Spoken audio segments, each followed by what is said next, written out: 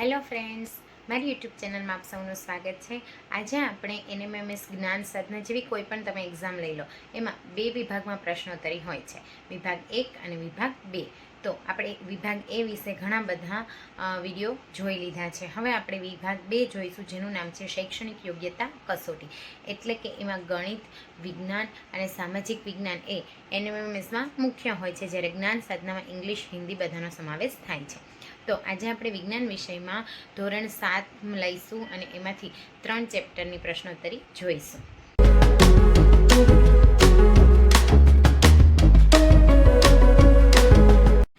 સૌપ્રથમ આપણે ધોરણ 7 પહેલા પાઠ એટલે કે વનસ્પતિમાં પોષણથી શરૂઆત કરીશું.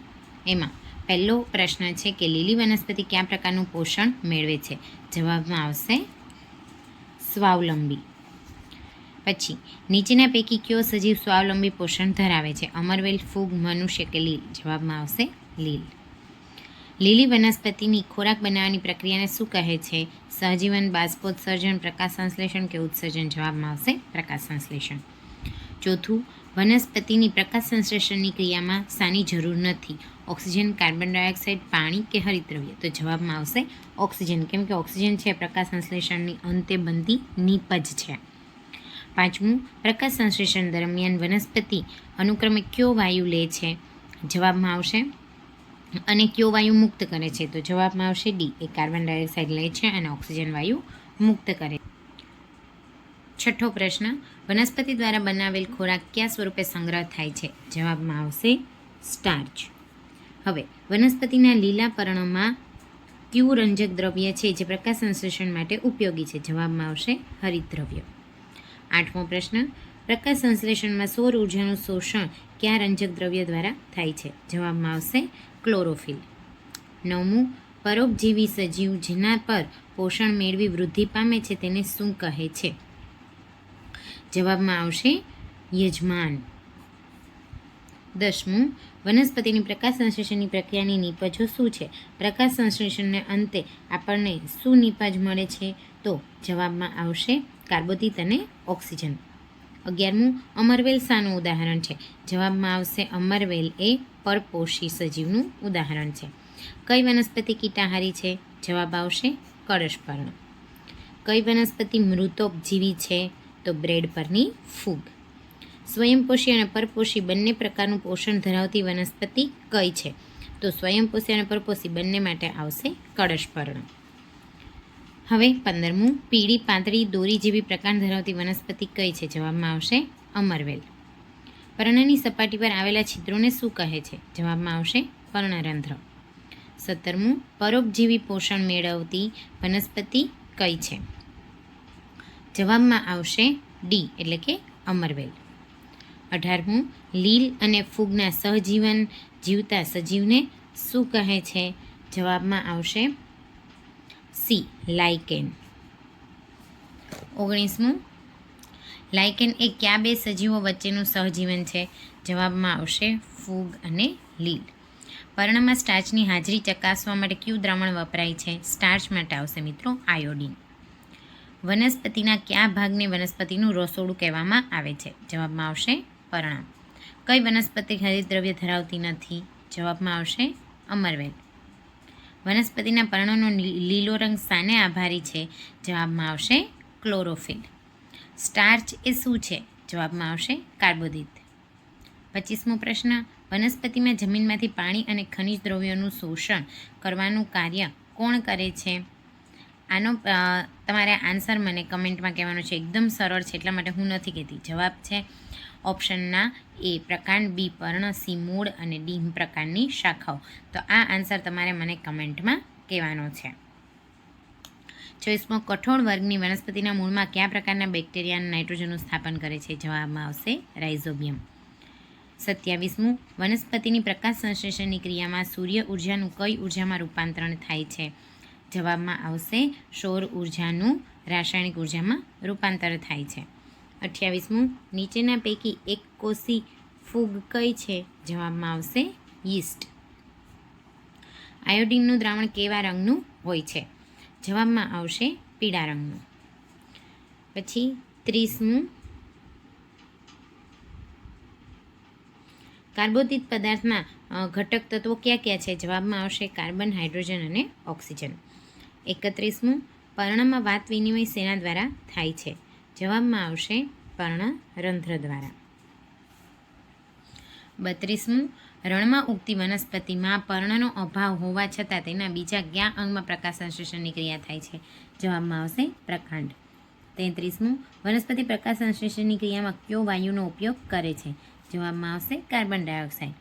કઈ વનસ્પતિ કીટકોને ફસાવે છે અને આરોગ્ય છે? આ 2019માં પૂછાયેલો પ્રશ્ન છે, જેના જવાબમાં આવશે કળશપર્ણ. 35મું, જે 2021માં પૂછાયેલો છે, સજીવો દ્વારા ખોરાક ગ્રહણ કરવાની અને શરીરમાં તેનો ઉપયોગ કરવાની પ્રક્રિયાને શું કહે છે? જવાબમાં આવશે પોષણ. પ્રાણીઓ અને બીજા સજીવો પોતાનો ખોરાક વનસ્પતિ પાસેથી મેળવે છે, તેને કયા પ્રકારનું પોષણ કહે છે? જવાબમાં આવશે પરાવલંબી. આ 2022માં પૂછાયેલો છે. હવે કાર્બન ડાયોક્સાઇડ પ્લસ પાણી, સૂર્યપ્રકાશ અને હરિતદ્રવ્યની હાજરી, તો આપણને શું મળે છે? જવાબમાં આવશે કાર્બોદિત, જે 2022માં પૂછાયેલો છે. જે સજીવો સરળ પદાર્થમાંથી પોતાનો ખોરાક જાતે બનાવે છે, તેને શું કહે છે? જવાબમાં આવશે સ્વાવલંબી. આ 2023માં પૂછાયેલો છે. આ સાથે આપણો પહેલો પાઠ અહીંયા પૂર્ણ થાય છે. બીજો પાઠ આવે છે પ્રાણીઓમાં પોષણ. એમાં પહેલો પ્રશ્ન છે, હમિંગબર્ડની ખોરાક લેવાની પદ્ધતિ નીચેનામાંથી કઈ છે? જવાબમાં આવશે સી, ચૂસવું. અજગરની ખોરાક લેવાની પદ્ધતિ કઈ છે? જવાબમાં આવશે ડી, પકડીને ગળી જવું. ત્રીજું, મુખ ગુહામાં શાનો સમાવેશ થતો નથી? મુખ ગુહામાં શ્વાસનળીનો સમાવેશ થતો નથી. ચોથું, મુખ ગુહામાં ખોરાકના કયા ઘટકોની પાચનની શરૂઆત થાય છે? જવાબમાં આવશે મુખ ગુહામાં સ્ટાર્ચના પાચનની શરૂઆત થાય છે. હવે પાંચમું, મુખમાં લાળ રસ સ્ટાર્ચનું શામાં રૂપાંતર કરે છે? જવાબમાં આવશે શર્કરામાં. હવે છઠ્ઠું, કયા ખાદ્ય પદાર્થ પર 4-5 ટીપા આયોડીનના દ્રાવણમાં રેડતા તે ભૂરા કાળા રંગનું થાય છે? જવાબમાં આવશે ભાત, કેમ કે ભાત એ કાર્બોદિત છે. આયોડીન એ કાર્બોદિતના ચકાસણી માટે વપરાય છે. હવે સાતમું, નીચેના પૈકી કયો પદાર્થ જટિલ પદાર્થ નથી? જવાબમાં આવશે ગ્લુકોઝ. હવે આઠમું, જીભનું ટેરવું કયો સ્વાદ પારખી શકે છે? જવાબમાં આવશે ગળ્યો. ટેરવું આવે એટલે ગળ્યો યાદ રાખવાનો. હવે નવમું, જીભના કયા ભાગમાં કડવો સ્વાદ પારખાય છે? જવાબમાં આવશે પાછળનો. હવે 10મું, જીભ પર આવેલ કઈ રચના સ્વાદને પારખી શકે છે? જીભ ઉપર આવેલા રસાંકુરો. હવે પાચન માર્ગનો સૌથી પહોળો ભાગ ધરાવતો અવયવ કયો છે? જવાબમાં આવશે જઠર. 12મું, જઠરમાં શાનું અંશતઃ પાચન થાય છે?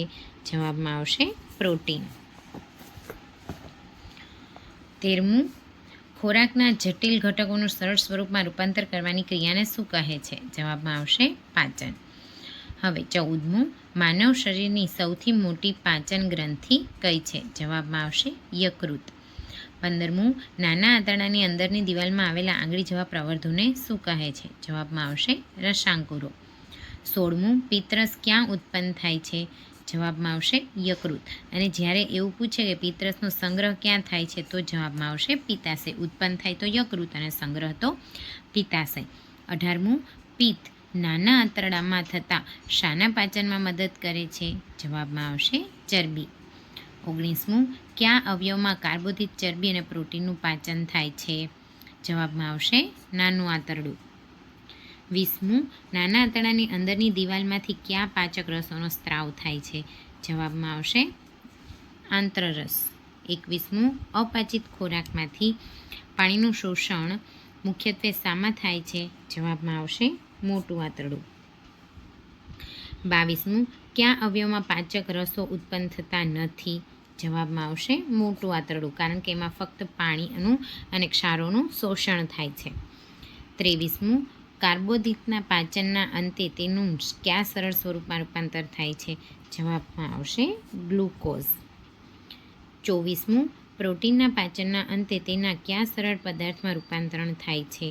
જવાબમાં આવશે એમિનો એસિડ. 25મું, શાનું પાચન થઈ તેનું ફેટી એસિડ અને ગ્લિસરોલમાં રૂપાંતરણ થાય છે? જવાબમાં આવશે લિપિડ. જ્યારે લિપિડ હોય તો ફેટી એસિડ અને ગ્લિસરોલ આવે, જ્યારે પ્રોટીન હોય તો એમિનો એસિડ આવે અને કાર્બોદિત હોય તો ગ્લુકોઝ આવે. હવે 26મું પિત્ત શાના પાચનમાં અગત્યનો ભાગ ભજવે છે?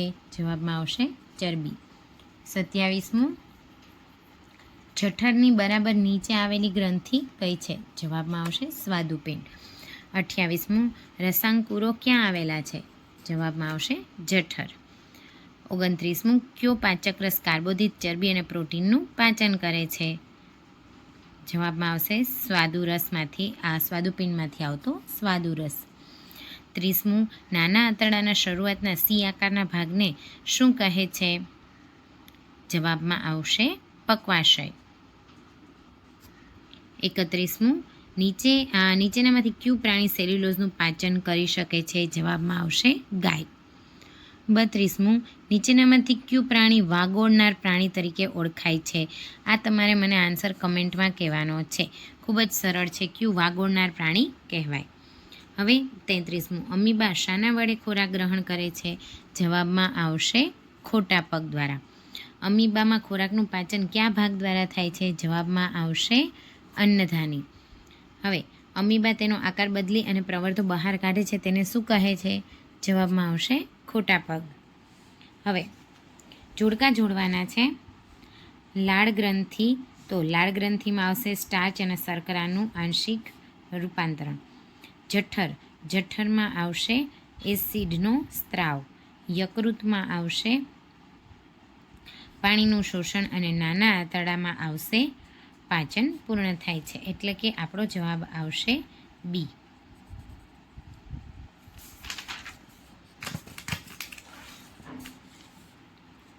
37મું નીચે આપેલ પાચનના તબક્કાનો યોગ્ય ક્રમ ગોઠવો. તો સૌપ્રથમ શું થશે? સૌપ્રથમ અંતઃગ્રહણ થશે, એટલે કે પહેલાં આવશે 2, ત્યારબાદ પાચન શરૂ થશે એટલે કે 1, ત્યારબાદ આવશે શોષણ, ત્યારબાદ મળત્યાગ અને ત્યારબાદ સ્વાંગીકરણ એટલે કે આપણો ઓપ્શન આવશે સી. હવે 38મો પ્રશ્ન, ખોરાક ખાવામાં દાઢનું કાર્ય શું છે? જવાબમાં આવશે ચાવવાનું.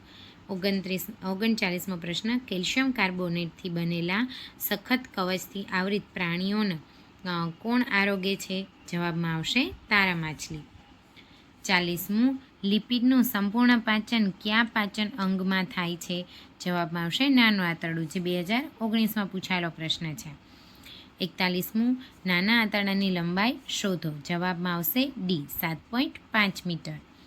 42મું નીચેનામાંથી કયું પ્રાણી નળી જેવા મુખાંગો દ્વારા ખોરાક ગ્રહણ કરે છે? જવાબમાં આવશે જૂ. 43મું સફરજનને બટકું ભરવા માટે કયા પ્રકારના દાંતનો ઉપયોગ થાય છે? જવાબમાં આવશે છેદક. અને 44મું છેદક દાંતની કુલ સંખ્યા કેટલી છે? જવાબમાં આવશે 8. ત્રીજો પાઠ છે ઉષ્મા. પહેલો પ્રશ્ન છે, ક્લિનિકલ થર્મોમીટરમાં કયું પ્રવાહી વપરાય છે? જવાબમાં આવશે પારો. બીજું, તંદુરસ્ત મનુષ્યના શરીરનું તાપમાન સામાન્ય રીતે કેટલું હોય છે? જવાબમાં આવશે સી, 98.6 અંશ ફેરનહીટ. ત્રીજું, વિજ્ઞાનમાં તાપમાન માપવા માટે કયો માપક્રમ વપરાય છે? જવાબમાં આવશે સેલ્સિયસ. ચોથું, ધાતુઓ ઉષ્મા પ્રસરણની કઈ રીતનો ઉપયોગ કરે છે? જવાબમાં આવશે ઉષ્મા વહન. પાંચમું, પ્રવાહી અને વાયુ ઉષ્મા પ્રસરણની કઈ રીતે ગરમ થાય છે? તો પ્રવાહી અને વાયુ એના માટે આવશે ઉષ્મા નયન. હવે કયું પ્રવાહી ઉષ્મા વહનની રીતે ગરમ થાય છે? જવાબમાં આવશે મર્ક્યુરી. સાતમું, સૂર્યની ગરમી આપણા સુધી કઈ રીતે પહોંચે છે? જવાબમાં આવશે ઉષ્મીય વિકિરણ. આઠમું, શિયાળામાં તાપણાથી ગરમી આપણને કઈ રીતે મળે છે? જવાબમાં આવશે ઉષ્મીય વિકિરણ. નવમું, કયા રંગના કપડાં પહેરવાથી ઉનાળાના તાપમાં સૌથી વધુ ગરમી લાગે છે? જવાબમાં આવશે કાળા. 10મું, કયા રંગની વસ્તુ ઉષ્માનું શોષણ સૌથી ઓછું કરે છે? જવાબમાં આવશે સફેદ. નીચેનામાંથી કયો પદાર્થ ઉષ્માનો અવાહક છે? જવાબમાં આવશે કાચ. 12મું, નીચેનામાંથી કયો પદાર્થ ઉષ્માનો અવાહક નથી એવું કીધેલું છે? તો જવાબમાં આવશે લોખંડ, એટલે કે એ સુવાહક છે, બીજા બધા અવાહક છે. 13મું, સમુદ્ર કાંઠાના વિસ્તારોમાં દિવસે દરિયાઈ લહેર અને રાત્રિના સમયે ભૂમિય લહેર થવાની ઘટના શાને આભારી છે? જવાબમાં આવશે ઉષ્મા નયન. હવે 14મું, દિવસ દરમિયાન સમુદ્રની નજીકના વિસ્તારોમાં કઈ લહેર અનુભવાય છે? તો જવાબમાં આવશે દરિયાઈ લહેર. 15મું, ઉષ્મા પ્રસરણની કઈ રીતમાં માધ્યમની જરૂર પડતી નથી? જવાબમાં આવશે ઉષ્મીય વિકિરણ. 16મું, 40°C તાપમાન ધરાવતા લોખંડના ગોળાને 40°C જેટલું જ તાપમાન ધરાવતા પાણીમાં મૂકવામાં આવે તો શું થશે? જવાબમાં આવશે ઉષ્મા ગોળાથી પાણી તરફ કે પાણીથી ગોળા તરફ વહેશે નહીં, કારણ કે બંનેનું તાપમાન સરખું છે. 17મો પ્રશ્ન, 30°C તાપમાનવાળા પાણીને 50°C તાપમાનવાળા પાણી સાથે મિશ્રણ બનાવતા મિશ્રણનું શું થાય છે? જવાબમાં આવશે 30°C તથા 50°Cની વચ્ચે એનું તાપમાન રહેશે. 18મું, આઈસ્ક્રીમમાં લાકડાની ચમચી ડૂબાડતા ચમચીનો બીજો છેડો શું આવશે? તો કે ઠંડો પડશે નહીં. 19મું, સ્ટેનલેસ સ્ટીલની તળવાની કડાઈના તળિયે તાંબાનું સ્તર લગાડેલું હોય છે, તેનું કારણ શું છે? જવાબમાં આવશે સ્ટેનલેસ સ્ટીલ કરતાં તાંબુ ઉષ્માનું વહન વધુ સુવાહક છે. 20મું, કઈ ધાતુમાં ઉષ્મા વહનની રીતે ઉષ્માનું પ્રસરણ સૌથી વધુ ઝડપે થાય છે? જવાબમાં આવશે તાંબુ. 21મું, ગરમ ચા મૂકી રાખતા ઠંડી પડે છે, તો આ ઉષ્મા સંચરણની કઈ રીતથી થાય છે? જવાબમાં આવશે ઉષ્મીય વિકિરણ. 22મું, આંતરરાષ્ટ્રીય કક્ષાએ હવામાન વિભાગ તાપમાનનું માપન કયા એકમ દ્વારા કરે છે? જવાબમાં આવશે 22માં જવાબમાં આવશે સેલ્સિયસ. 23મું, નીચેના પૈકી કયો પદાર્થ ઉષ્માનો સુવાહક છે? જવાબમાં આવશે લોખંડ, જે 2021માં પૂછાયેલો પ્રશ્ન છે. હવે મિત્રો 24મો પ્રશ્ન છે, જે 2022માં પૂછાયેલો છે. મને ઓળખો, હું તાપમાન માપન કરવાનું સાધન છે. જવાબમાં આવશે થર્મોમીટર. 25મું, નીચેનામાંથી કયું ઉષ્મા વહનની રીતથી ગરમ થતું નથી? જવાબમાં આવશે ઉષ્મા વહનની રીતે ગરમ થતું નથી, એટલે કે દૂધ, જે ઉષ્મા નયનથી થાય છે. 26મું, ક્લિનિકલ થર્મોમીટર દ્વારા કેટલા સેલ્સિયસ સુધીનું તાપમાન માપી શકાય છે? જવાબમાં આવશે 35 થી 42, એટલે 2023માં પૂછાયેલો છે. 27મો, એટલે કે આ ચેપ્ટરનો લાસ્ટ પ્રશ્ન, ગરમ દૂધના ગ્લાસમાં સ્ટીલની ચમચી રહેલી હોય તો તેમાં કઈ પ્રક્રિયા દ્વારા ઉષ્મા ચમચીના બીજા છેડા સુધી પહોંચે છે? જવાબમાં આવશે ઉષ્મા વહન, જે પણ 2023માં પૂછાયેલો છે. આ સાથે આપણે અહીંયા વિજ્ઞાનના 3 ચેપ્ટરની પ્રશ્નોત્તરી પૂર્ણ થાય છે. આવા જ બીજા સ્પર્ધાત્મક પરીક્ષાના અને સ્વાધ્યાય પોથીના વિડીયો જોવા માટે મારી ચેનલને લાઇક અને સબસ્ક્રાઈબ કરજો, અને જો ગમ્યો હોય વિડીયો તો તમારા મિત્રો સાથે જરૂરથી શેર કરજો. Thank you friends.